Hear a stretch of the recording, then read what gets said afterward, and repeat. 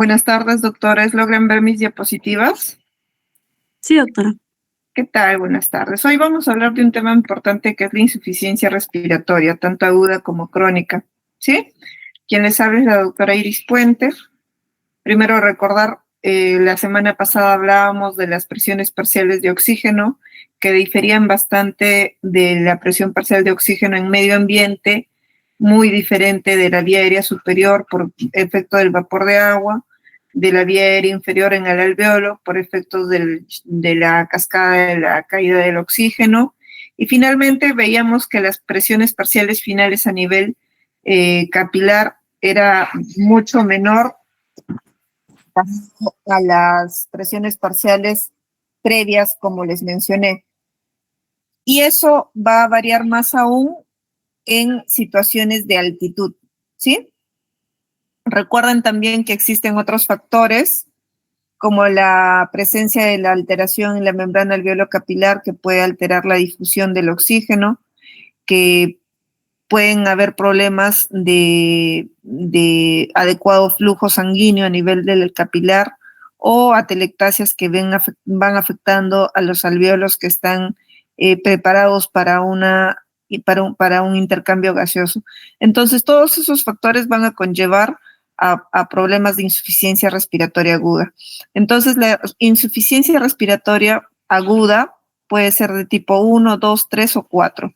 La tipo 1 es aquella la que más frecuente conocemos como la hipoxémica, en donde la presión parcial del oxígeno es menor a 60 milímetros de mercurio. Ahora recuerden también que existe una correlación entre la saturación del oxígeno y la presión parcial del oxígeno. Una saturación de 90% o menos va a correlacionar con una presión parcial del oxígeno menor a 60 milímetros de mercurio a nivel arterial. Y muchas causas como una neumonía, una telectasia, congestión pulmonar, edema de pulmón, entre otras, pueden explicar estas patologías o este cuadro. En cambio, la insuficiencia respiratoria tipo 2 o hipercápnica, en donde la presión parcial del CO2 no es mayor a 50 milímetros de mercurio, se dan en situaciones en donde hay acúmulo de este gas en patologías por lo general como un paciente con EPOC, bronquiectasias crónicas que hayan hecho remodelación, asma o patologías neuromusculares. También tenemos la tipo 3, que es más asociada a situaciones perioperatorias, en donde pacientes con obesidad o la presencia del dolor intenso o cirugías que impliquen la zona torácica pueden conllevar a esta insuficiencia respiratoria en donde hay una caída de la saturación y de la presión parcial del oxígeno, pero en estas condiciones. Y por último, la tipo 4, que es a causa de la presencia de shock, que explique esta hipoperfusión y por ende va a generar menor presión parcial del oxígeno. Recuerden que normalmente nosotros a fío ambiental vamos a poder transportar el oxígeno desde el medio ambiente hasta los alvéolos para un adecuado intercambio gaseoso con los capilares. Hablamos de la presencia de hipoxemia leve cuando es menor a 80 milímetros de mercurio, moderada entre 80 a 60 y severa menor a 60.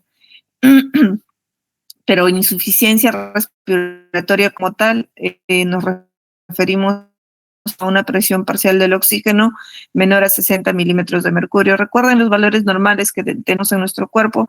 La semana pasada hablábamos del trastorno ácido-base y necesitamos una adecuada homeostasis en nuestro cuerpo para un adecuado funcionamiento de los diferentes órganos. Esa adecuada homeostasis se va a dar en situaciones especiales en donde el pH, que es uno de los componentes importantes para el adecuado funcionamiento del organismo, debe estar en un rango especial entre 7,35 a 7,45. Valores menores o superiores pueden conllevar a trastornos en donde generen una alteración del funcionamiento con potenciales complicaciones. La presión parcial del oxígeno, recuerden otra vez que va entre 80 a 100, menor a 80, entre 70 a 80 es una disminución leve, hablamos de una hipoxemia leve, entre 60 a 70 es una hipoxemia moderada y una hipoxemia severa es menor a 60%. a 60 milímetros de mercurio.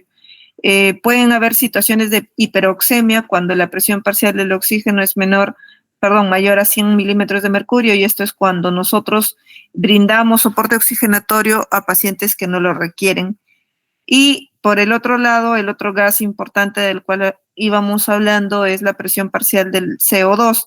Esta normalmente es a nivel capilar de 35 a 45 milímetros de mercurio, pero hablamos de una situación patológica con una insuficiencia respiratoria tipo 2 por encima de 50 milímetros de mercurio.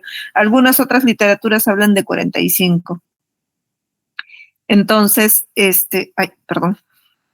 Entonces, ¿qué otra cosa nos va a ayudar bastante para hablar de insuficiencia respiratoria? Les decía hace un momento la correlación entre la saturación y la presión parcial del oxígeno. Una saturación menor al 90% correlaciona con una presión parcial de oxígeno menor a 60 milímetros de mercurio. Por ende, si ustedes no tuvieran posibilidad de hacer una gasometría en donde se encontraran, pero obtienen una saturación de 90% o menos en un paciente, ya estamos ante un cuadro de una insuficiencia respiratoria. No hay necesidad de esperar la gasometría, pero sí podemos incluso hacer uso del famoso SAFI que hoy se utiliza en las nuevas criterios para hablar de ESDRA, por ejemplo, en donde hacemos el cálculo de la saturación de oxígeno sobre la fracción inspirada de oxígeno. En este caso, en la diapositiva, yo les estoy mostrando la relación de la presión parcial del oxígeno sobre el FIO, que es la que estrictamente nos va a orientar si hay una insuficiencia respiratoria de tipo leve, moderada o severa.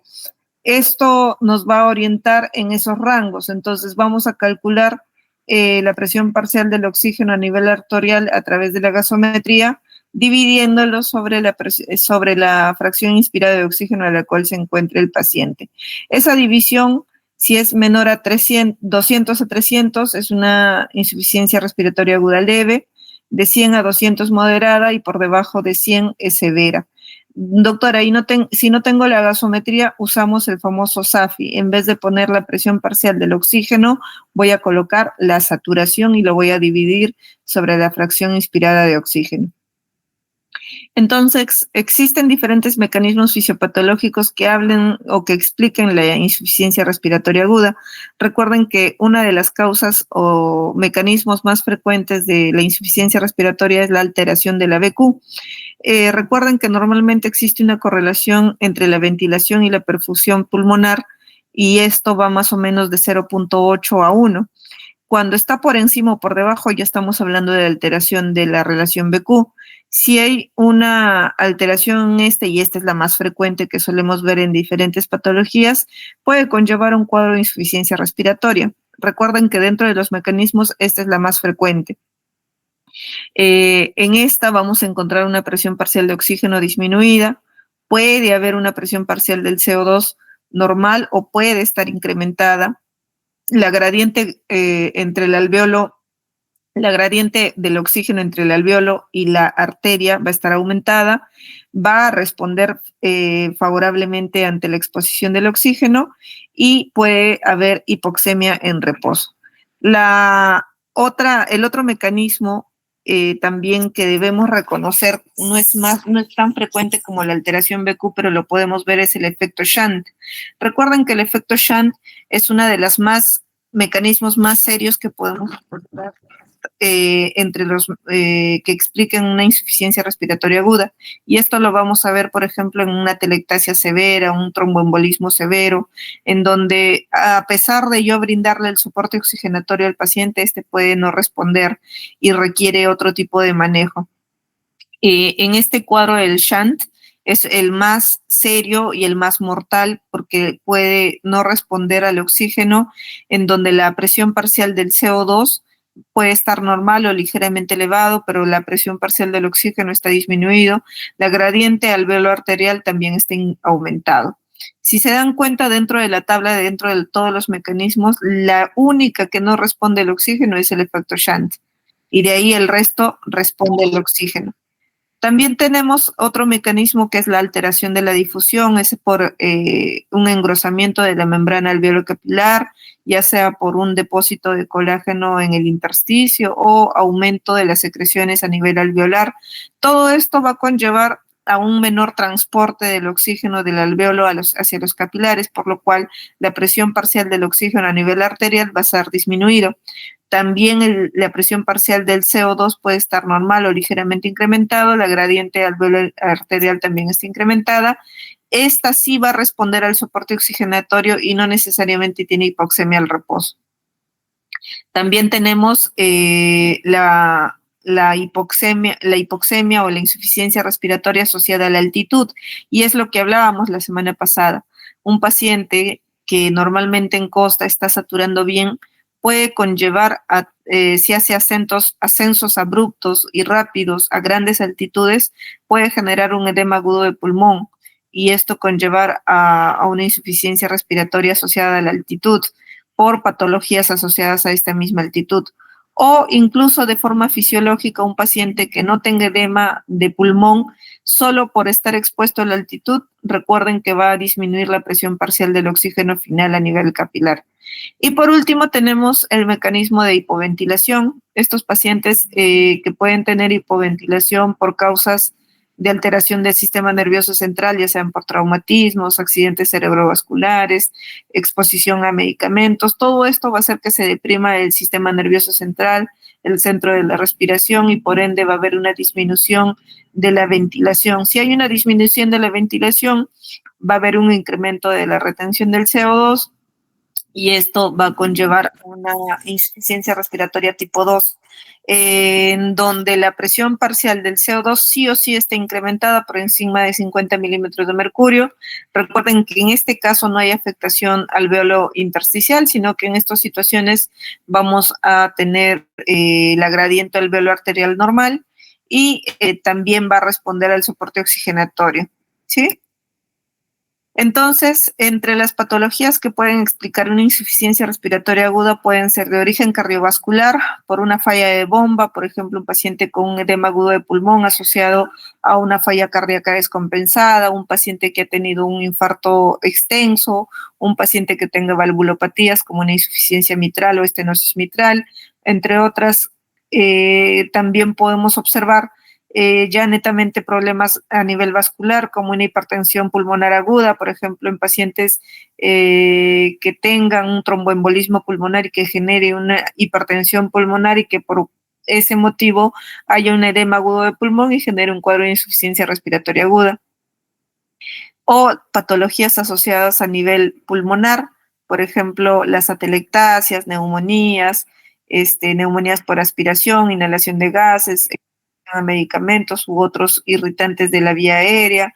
También podemos tener cuadros de hiperactividad bronquial severa o espasmos o obstrucción de la vía aérea por cuerpos extraños o quemaduras, entre otras. Entre los síntomas, vamos a ver aquel paciente con hipoxemia, con cuadro de disnea, vamos a tener una taquicardia compensatoria, taquipnea compensatoria. En cuadros más severos, el paciente está confuso, cianótico, con evidencias de ansiedad, convulsiones, y en los casos más serios puede llegar al coma. En cambio, los pacientes con hipercapnia son pacientes que tienen retención del CO2, hay cuadros de somnolencia, letargia por producto del acúmulo del CO2, que conlleva la desorientación, cefaleas, taquicardia, temblores, incluso la presencia de papiledema, y en casos de hipercapnia severa puede llevar incluso al coma.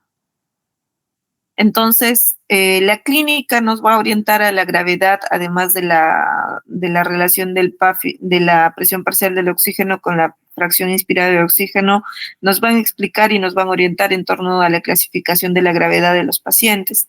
Pero recuerden que clínicamente un paciente con disnea marcada, con presencia de uso de musculatura accesorio, aleteo nasal, todo esto va a conllevar a una fatiga muscular que finalmente va a tener o va a conllevar al colapso de la caja respiratoria, al fracaso de la ventilación en ese paciente, y que puede conllevar a algo mortal como la muerte. Recuerden también que en la insuficiencia respiratoria tipo 1 y 2 hablamos más de estas porque son las más frecuentes. Vamos a tener una presión parcial del oxígeno bajo en la tipo 1, puede ser normal o bajo en la tipo 2. La CO2, la presión parcial del CO2 en la IRA tipo 1 va a estar bajo o normal, en cambio en la tipo 2 va a encontrarse sí o sí alto. Es más frecuente tener una insuficiencia respiratoria tipo 1 en pacientes incluso sin antecedentes de patologías pulmonares.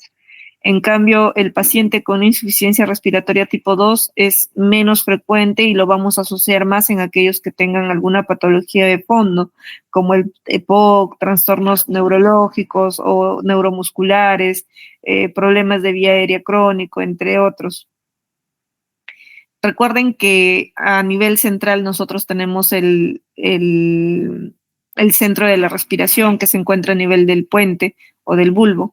Este centro de la respiración, si se ve alterada, va a conllevar a una serie de mecanismos que van a disminuir la orden hacia los músculos efectores de la respiración, por lo cual va el paciente a tener una presentación de una insuficiencia respiratoria tipo 2. Pero también existen factores químicos que van a afectar la vía aérea, pero también pueden afectar la vía aérea central. Tenemos diferentes quimiorreceptores que están involucrados en el origen de este cuadro que puede afectar también a nivel central. También tenemos factores mecánicos, mecanorreceptores dentro de la vía aérea que ante su irritación o su exacerbación podemos también tener una respuesta paradojal a nivel del sistema nervioso central, y factores químicos que se encuentran a nivel de la carótida o el callado de la aorta que van a estimular también el centro de la respiración.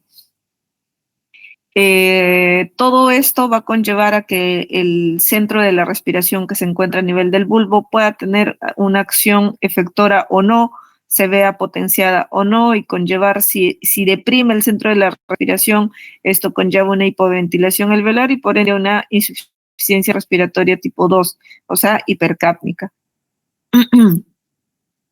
Si es que estamos ante un paciente con una insuficiencia respiratoria, hay que ver si el CO2 está elevado o no. Si no lo está, estamos hablando de un paciente que puede estar ante un cuadro de una alteración BQ o de un shunt, por lo general. Recuerden que la alteración más frecuente es la alteración BQ. Si ese paciente mejora con el soporte oxigenatorio, estamos hablando netamente de una alteración BQ, y que puede darse por diferentes patologías, es amplia la explicación. En cambio, el shunt es aquel que no responde con el oxígeno, en donde un componente alveolar, un segmento alveolar, va a estar colapsado y no va a permitir ese intercambio gaseoso adecuado, no va a permitir que llegue el oxígeno de forma adecuada, y no va a responder al oxígeno y va a requerir otro tipo de mecanismo de soporte que ayude a compensar ese cuadro. En cambio, si la presión parcial del CO2 está incrementada, estamos hablando netamente de un cuadro, por lo general, de hipoventilación, en donde si hay un incremento de la gradiente alveolo arterial, esa hipoventilación es netamente, si está elevada, vamos a hablar de una alteración a nivel no externo, o sea, afectándose más la parte pulmonar.